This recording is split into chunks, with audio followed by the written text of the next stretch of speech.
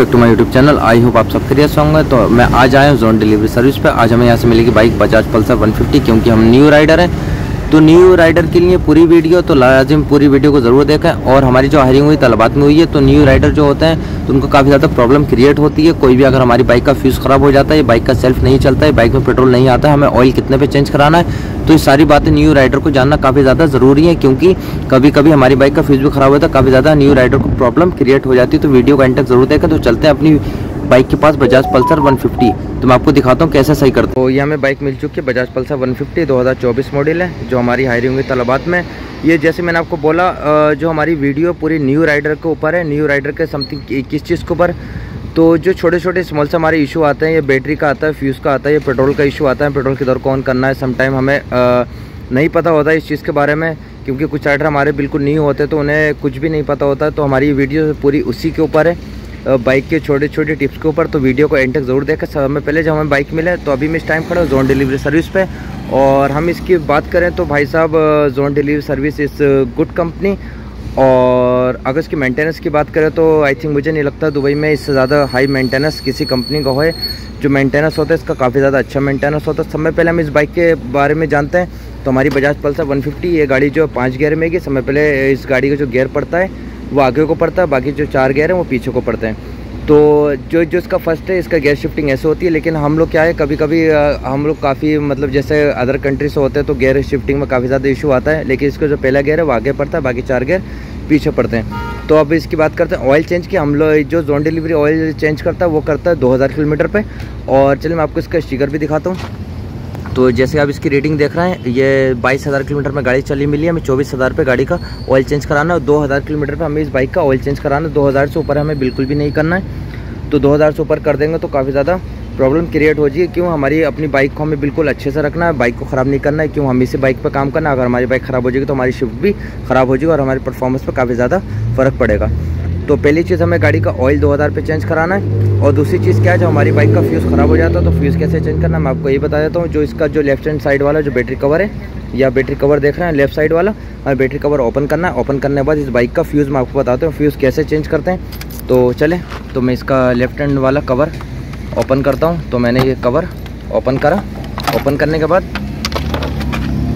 ये जो इसमें 10 नंबर फ्यूज़ है और 15 नंबर फ्यूज़ है, ये हमारा लाइट का फ्यूज़ है, जो हमारी पूरी लाइट इंडिकेटर वगैरह काम कर रहा है। और ये हमारा सेल्फ का फ्यूज़ है। और हर गाड़ी में एक्स्ट्रा फ्यूज़ होता है, चाहे वो हमारी होंडा हो, चाहे हमारी बजाज पल्सर 150 हो। तो देखें अब इसका फ्यूज़ हम कैसे चेंज करेंगे। यहाँ से हम ओपन करेंगे, ओपन करके हम इसको ऊपर खींचेंगे, ये फ्यूज़ निकल जाएगा। मैं आपको दिखाता हूँ फ्यूज़। और ये वाला नहीं निकालते हैं, एक्स्ट्रा फ्यूज़ मैं आपको निकाल के दिखाता हूँ। तो देखें ये एक्स्ट्रा फ्यूज़ हैगा, और ये जो है ट्रांसपेरेंट होता है। तो जो आप बीच में देख रहे हैं बिल्कुल एकदम ट्रांसपेरेंट है, और ये फ्यूज़ ख़राब नहीं, जैसे आप देख रहे होंगे। अगर ये बीच में से कटेगा तो हमारा फ्यूज़ ख़राब हो जाएगा। तो हम अपनी बाइक का फ्यूज़ ऐसे चेंज कर सकते हैं। अगर हमारे पास एक्स्ट्रा फ्यूज़ नहीं है तो उसका भी हमारे पास सोल्यूशन है। तो अगर हमारे पास एक्स्ट्रा फ्यूज़ नहीं है कोई, तो हम यहाँ से बॉक्सी वायर कट कर सकते हैं। बॉक्सी वायर कट करके हम सिंगल वायर निकाल के फ्यूज़ में लगा सकते हैं। तो मैं आपको दिखाता हूँ वो भी। तो देखें ये जैसे कि आप देख रहे हैं, मैंने इस पर सिंगल वायर लपेटी और ये बीच में से कटा हुआ है।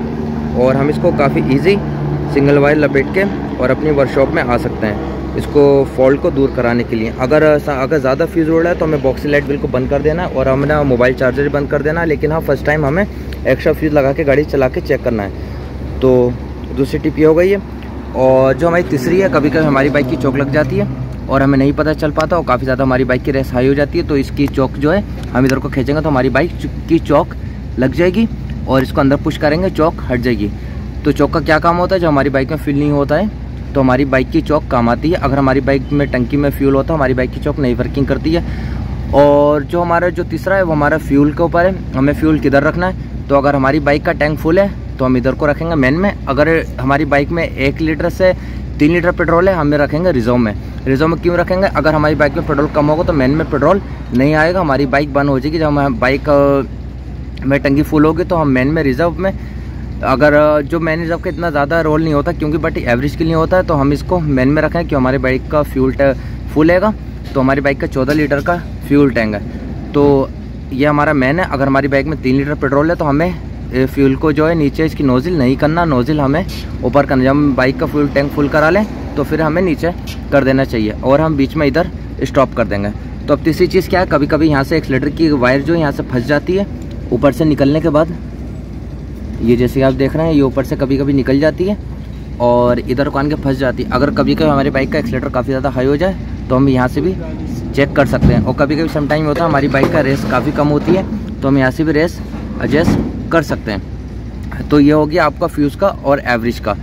अब चलते हैं, और ये जो आपको इसका कट देख रहे हैं, ये जो कट वाला निशान है, इस पर बाइक का सेल्फ भी नहीं चलेगा और ये जो है इस पर बाइक का सेल्फ वर्किंग करेगा, इस पर नहीं वर्किंग करेगा। तो मैं आपको ये भी दिखाता हूँ। तो कभी कभी हम लोग जल्दबाजी में क्या करते हैं, क्यों हमें इतनी नॉलेज नहीं होती है, क्योंकि हम न्यू होते हैं और हमें नॉलेज नहीं होती। जब हम हेलमेट इस पर मिरर पे हैंग कर देते हैं तो ये बटन जो इधर बंद हो जाता है, फिर हम सेल्फ मारते हैं, किक मारते हैं, हमारी बाइक नहीं स्टार्ट होती है। तो हमें इस चीज़ का भी ध्यान रखना चाहिए गाइस। तो छोटे छोटे टिप्स हैं, अगर हम टिप्स को फॉलो करेंगे तो हमारी बाइक में कोई इशू नहीं आएगा। और ये जो फ्यूज़ का है इशू हम खुद भी सॉल्व कर सकते हैं, इसमें इतनी ज़्यादा प्रॉब्लम नहीं आएगी। तो ये जो है बिल्कुल छोटी छोटी टिप्स हैं, हमें इस चीज़ का ध्यान रखना चाहिए। और कभी भी अगर हमारी बाइक में कोई इशू आता है तो हम ऐसे फ्यूज़ का तो या फ्यूल का तो ऐसे सॉल्व कर सकते हैं। तो अगर हमारी बाइक की बैटरी नहीं वर्किंग कर रही है, समटाइम अगर हमारी बाइक के फ्यूज़ ख़राब हो गए, अगर मीटर में बिल्कुल डिस्प्ले में करंट नहीं आ रहा है तो हमें बिल्कुल नहीं डरना है।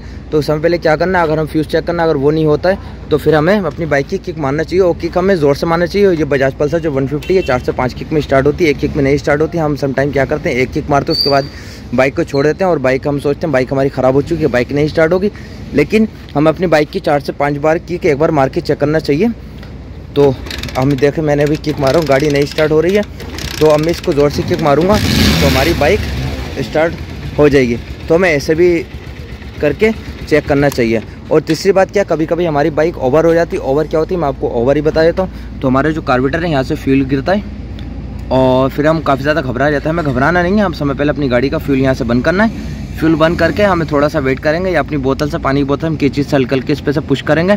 पुश करने के बाद हम अपनी बाइक का फुल थ्रोटल लेकर, फुल थ्रोटल किसको बोलते हैं मैं आपको ये बता दूं, जब हम फुल एक्सीलेटर लेंगे तो हमारी बाइक स्टार्ट हो जाएगी। स्टार्ट होने के बाद 5 मिनट वेट करने के बाद समय पहले हम, अगर हमारी गाड़ी का कार्बोरेटर पेट्रोल गिर रहा है, समय पहले हम इस गाड़ी का यहाँ से पेट्रोल बंद करेंगे। यहाँ से पेट्रोल बंद करके फिर हम इसका वेट करेंगे। जब इसका यहाँ से पेट्रोल रुक जाएगा तो हम सब फिर हमें बाइक स्टार्ट करना है। बाइक स्टार्ट करने के बाद फिर हम फ्यूल ऑन करेंगे। अगर उसके बाद भी फ्यूल गिरता है तो फिर हमें जल्द से जल्द अपने गैरेज पे आना चाहिए, जोन डिलीवरी सर्विस पे, जहाँ जो इस कंपनी ने हमें बाइक प्रोवाइड करी है। हम उधर आन के अपनी बाइक का कार्बोरेटर फिर सही कराएंगे।